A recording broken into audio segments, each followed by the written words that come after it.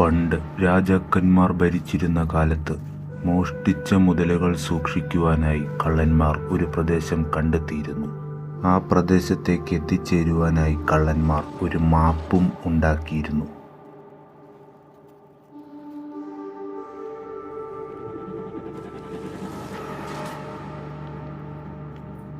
ഏറെ നിഗൂഢതകൾ നിറഞ്ഞ ഒരു മലയുടെ മുകളിലായിരുന്നു ആ പ്രദേശം. കാലങ്ങൾ കടന്നുപോയി. പല കൈകളിലൂടെ ആ മാപ്പ് ഇന്ന് എത്തിപ്പെട്ടിരിക്കുന്നത് ഒരു തലമുറക്കാരൻ്റെ കൈകളിലാണ്. പലരും തോറ്റു പിന്മാറിയ ആ പാതകളിലൂടെ അവൻ ഒറ്റയ്ക്ക് യാത്രയായി.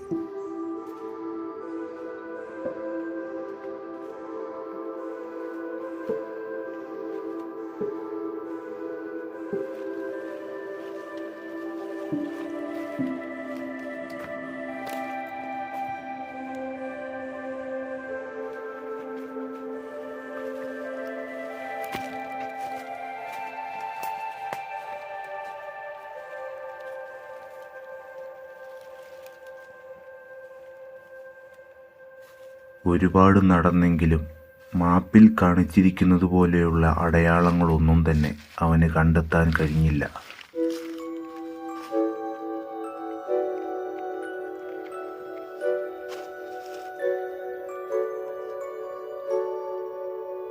ഇതെല്ലാം കെട്ടുകഥകളും അന്ധവിശ്വാസങ്ങളുമാണെന്ന് മനസ്സിലാക്കിയ അവൻ മാപ്പും ചുരുട്ടിക്കളഞ്ഞ് ലക്ഷ്യമില്ലാതെ വീണ്ടും മുന്നോട്ടേക്ക് യാത്ര തിരിച്ചു.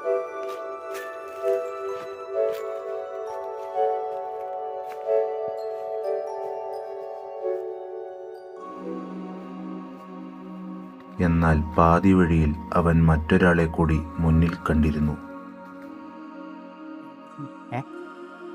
പോയി നിൽക്കണ ഈ പുള്ളി തീർന്നാനും പോയി പുള്ളി.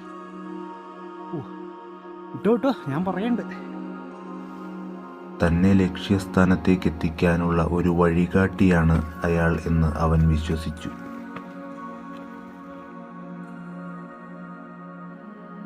ശരി, ആശാൻ ഇവിടെ വന്നിരിക്കായിരുന്ന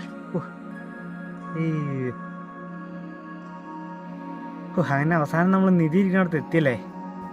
ദാ അങ്ങോട്ട് പോയാ മതി, അവിടെ നിധി ഇരിപ്പുണ്ട്.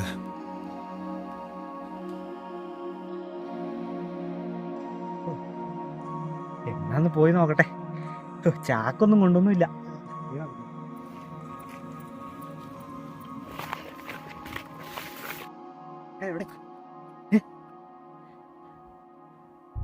എവിടെയാ നിധി? എവിടെയാ? എവിടെ കൊണ്ട് വെച്ചേക്കുന്ന ആശാനെ? നീ എപ്പോഴാ മാപ്പ് കളഞ്ഞോ അപ്പോ തൊട്ട് നീ അപകടത്തിലാണ്. നിധി തേടി നീ എത്തിയിരിക്കുന്നത് ഒരു അപകടം പിടിച്ച സ്ഥലത്താ. ഇവിടെ നിധിയൊന്നും ഇല്ല. ഇനി നിന്നറ്റോടൊന്ന് തിരിച്ചു പോകാനും കഴിയില്ല. ആ മാപ്പ് കണ്ടുപിടിക്കുവാണെങ്കിൽ എനിക്ക് ഇവിടുന്ന് രക്ഷപ്പെടാം. അത് ഞാൻ കളഞ്ഞോർത്ത് പോയി തപ്പിയാ കിട്ടും. എന്നാൽ അത് കണ്ടുപിടിച്ചിട്ട് ഇനി ബാക്കി കാര്യമുള്ളൂ. ഇവിടുന്ന് രക്ഷപ്പെടാൻ പറ്റുമെന്ന് ഞാൻ നോക്കട്ടെ.